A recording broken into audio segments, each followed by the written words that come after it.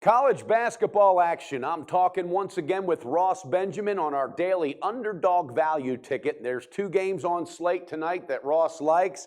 First and foremost, and we'll get right into it. Ross, glad to have you back with us. California, who is really playing some good ball right now, winners of 7 in a row, 18-0 at home, but this one they're going on the road, taking on an Arizona team that in my mind has been kind of underachieving. I like this play. I got a feeling that Cal could get it done outright. What do you think about it, Ross? Break it down, and why does Cal hold the advantage tonight to cash this ticket? Well, it just too much underdog value here for me to ignore here, Mike. I mean, you're looking at an Arizona team. They're coming off back-to-back straight up and ATS losses at Colorado and at Utah. They are very good on their home court, 15-1 at home. But, Oregon showed earlier that they're not invincible in Tempe as Oregon knocked them off on their home floor by 8 points. This is a California team, as you just touched upon, 7-0 straight up and ATS in their last 7 games. That run has catapulted them to a game ahead of Arizona in the Pac-12 standings. They're currently third in the Pac-12, could go as high as second before it's all said and done. And you're looking at their last 5 games, Mike. Offensively, 47% shooting, converting 38% of their three-point attempts, averaging 30 free throw attempts per contest, a +8 rebound per game differential. And that's key anytime you face Arizona, as I know you know, Mike. Arizona is an excellent rebounding team. Very few teams could stick with the Wildcats on the boards in the Pac-12 and in the country for that matter. California is definitely a team that could do so. Again, I can't pass up the underdog value here. I'm going to take the Cal Bears, the red hot Cal Bears at that, +7 over Arizona.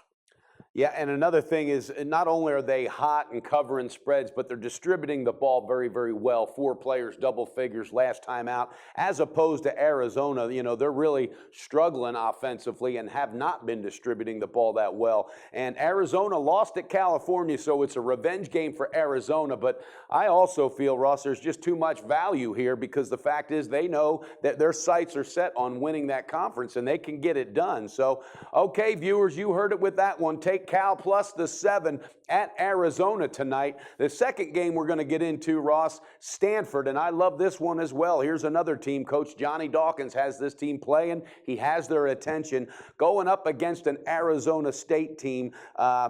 Coach Bobby Hurley, and my hat's off to him. He's doing a great job, but he's got a lot of off-court issues that he's dealing with as well. What is it about this game with Stanford getting points at Arizona State? Real simple, Mike. Two teams headed in opposite directions. Mm-hmm. I mean, you're looking at Arizona State, the last 4 games, 0-4, straight up and against the spread. And they lost those 4 games by a whopping 24 points per contest. So it's not only they're losing, they're not even in these games of late.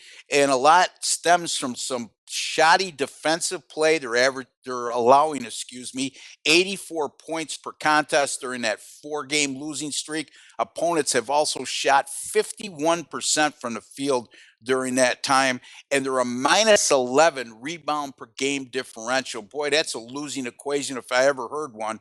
And then you're looking at a Stanford team 4-1 straight up in ATS in their last 5.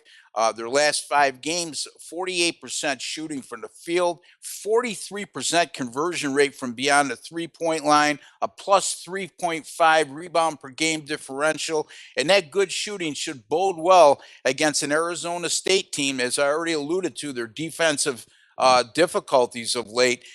Arizona State has allowed 6 of their last 8 opponents to shoot 49% or better. It's tough to win, let alone cover as a favorite in that situation, Mike. I'm going to take Stanford here, plus the short number of 2.5 at Arizona State.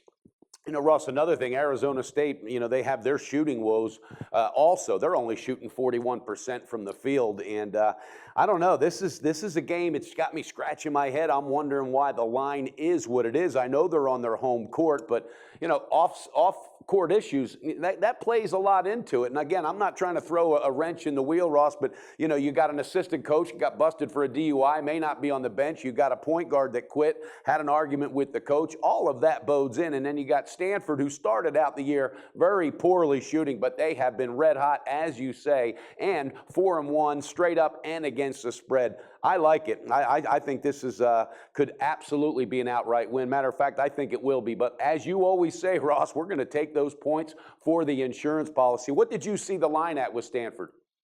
I saw 2.5 across the board shortly before we did this taping.